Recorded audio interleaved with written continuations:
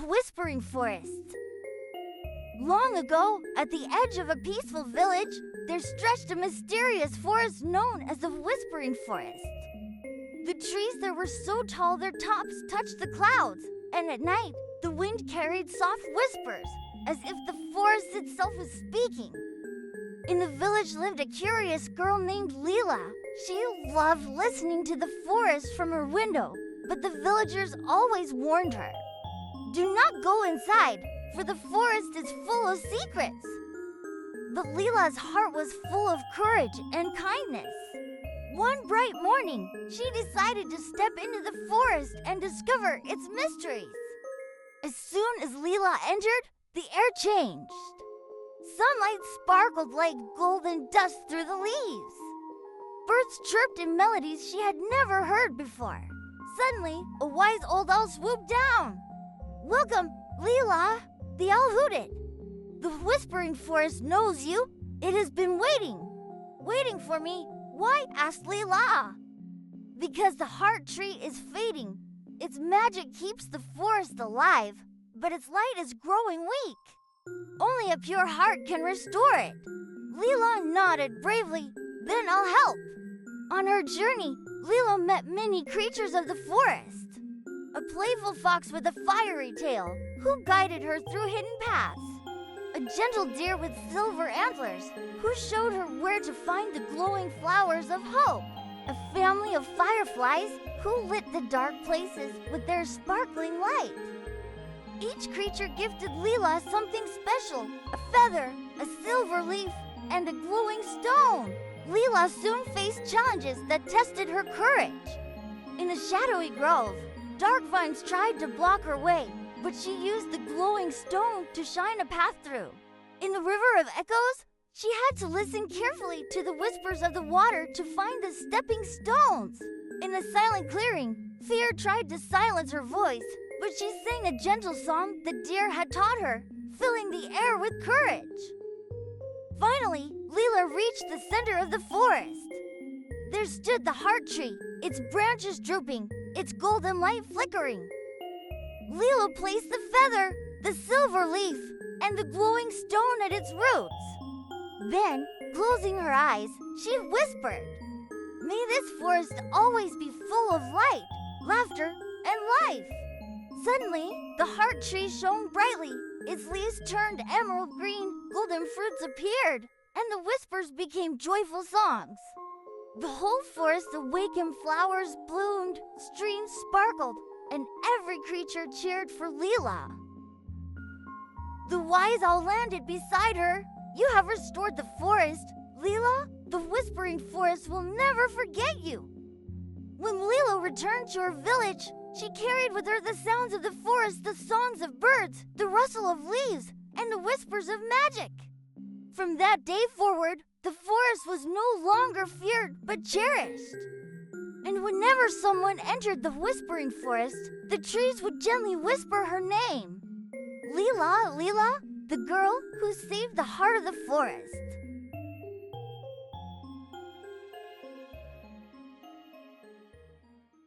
The Secret Garden of Midnight. Once upon a time, in a small village surrounded by rolling hills, lived a curious little girl named Emma. Emma loved exploring. She collected shiny stones, chased fireflies, and always asked questions about everything. One summer evening, when the sky turned indigo and the first stars twinkled, Emma noticed something strange. Behind her grandmother's old cottage, hidden between vines and shadows, was a tiny iron gate. She had never seen it before. The gate shimmered faintly under the moonlight, as if it had been waiting for her. Emma touched the gate gently. To her surprise, it creaked open without a sound. Beyond it stretched a winding stone path glowing softly like silver. She stepped inside. The moment she crossed the threshold, the air grew warmer, filled with the scent of roses and lavender. Fireflies swirled around, lighting her way.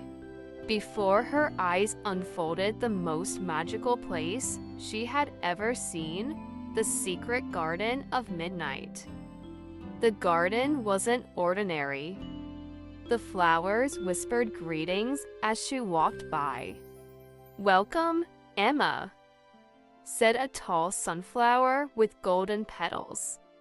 "SHHH, she's the chosen one," whispered a bed of violets. Emma's eyes widened. "You can talk." The flowers giggled. A little beetle with shimmering wings flew onto her shoulder and said, "Of course we can. But only those with a kind heart can hear us." In the center of the garden stood a massive tree with silver bark and branches that glowed like starlight. Beneath it, the ground sparkled like scattered diamonds. "That's the star tree," explained the beetle. "It's the heart of our garden. As long as it shines, our world is alive." But Emma noticed something troubling. The star tree's glow was dimming, flickering like a candle about to go out. "What's happening?" Emma asked, worry filling her voice. A wise old owl swooped down from the branches. "The garden's light is fading. A shadow has crept into our world. Soon, everything will wither unless the light is restored." Emma's heart pounded. "Can I help?" The owl studied her carefully. "Perhaps. Only the one who truly believes can find the lost star crystal. It was stolen by the shadows and hidden deep in the forest of echoes. Without it, the star tree cannot survive." Emma took a deep breath. She wasn't sure if she was brave enough, but she knew she had to try. With the glowing beetle on her shoulder and the owl guiding from above, she stepped out of the garden and into the forest. The trees in the forest of echoes whispered strange voices. Sometimes they repeated Emma's fears. "You are too small. You cannot do this. You will fail." Emma shivered, but the beetle whispered, "Don't listen. They are only shadows of doubt." At last, they reached a dark cave where the stolen crystal pulsed faintly with blue light. Guarding it was a tall, shadowy figure with glowing white eyes. "Go back," the shadow hissed. "The crystal belongs to me now." Emma's knees shook. But she remembered the owl's words, "Only the one who truly be." She stepped forward, her voice trembling but strong. "This crystal doesn't belong to shadows. It belongs to the garden, and I believe in its light." The red balloon glow from earlier. "No."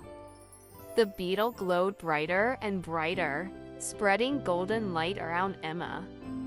Her courage ignited the crystal, M. The shadow screamed and dissolved into smoke. Emma carefully picked up the star crystal and hurried back to the garden. When she placed it at the roots of the star tree, the entire garden erupted in light. Flowers bloomed in colors Emma had never seen.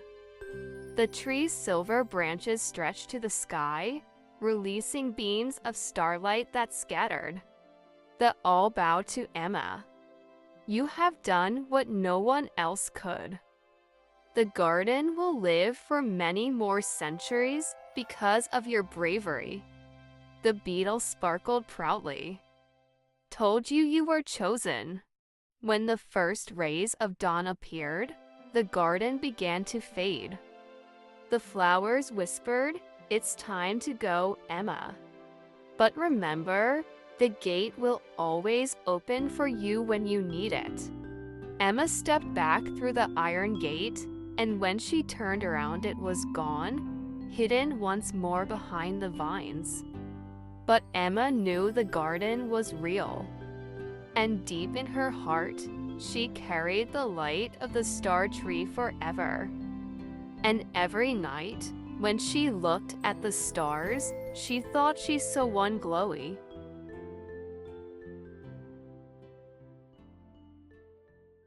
The Talking Umbrella. Once upon a time, in a little seaside town, there lived a boy named Oliver. Oliver loved the rain. He loved the sound of raindrops tapping on the roof, the smell of wet earth, and the puddles that sparkled like tiny lakes. But there was one problem. Oliver never had a proper umbrella. His old ones always broke in the wind. One stormy afternoon, as Oliver hurried home, he passed a tiny shop he had never noticed before. In the window stood a single umbrella, deep blue with golden stars painted across it. The handle was shaped like a silver moon. Something about it whispered, "Pick me, Oliver." Curious, Oliver stepped inside. The shopkeeper, an old woman with kind eyes, smiled. "This isn't just any umbrella," she said softly. "It's waiting for the right friend." Oliver bought the umbrella, not knowing his life was about to change forever. The first words. The moment Oliver opened the umbrella in the rain, he heard a voice. "Well, it's about time. Do you know how boring it is sitting in that shop window?" Oliver yelped and nearly dropped it. "Why, you can talk." "Of course I can talk," said the umbrella proudly. "My name is Luna, and you, Oliver, are my new partner." Oliver blinked in shock, then laughed. "A talking umbrella? This is amazing." The Rainy Adventure. As they walked, the umbrella whispered, "Hold me tight." Suddenly, a strong gust of wind lifted Oliver off the ground. Up they soared into the stormy sky. Instead of fear, Oliver felt joy. He and Luna flew above the rooftops, across rivers, and through shimmering curtains of rain. Each raindrop looked like a tiny jewel, sparkling as they zoomed past. "Where are we going?" Oliver shouted. "To the kingdom of raindrops," Luna replied. The Kingdom of Raindrops. They landed in a magical place hidden inside the storm clouds. Raindrops here weren't just water, they were tiny, silver blue creatures that laughed, danced, and sang. They welcomed Oliver with cheerful splashes. But soon Oliver noticed something strange. The Raindrop King looked worried. His crown was cracked, and the raindrops were fading. "Our magic is weakening," the king sighed. "Without the sparkle of children's laughter, our kingdom will disappear." Oliver's brilliant idea. Oliver thought for a moment. He remembered how much fun he always had playing in puddles.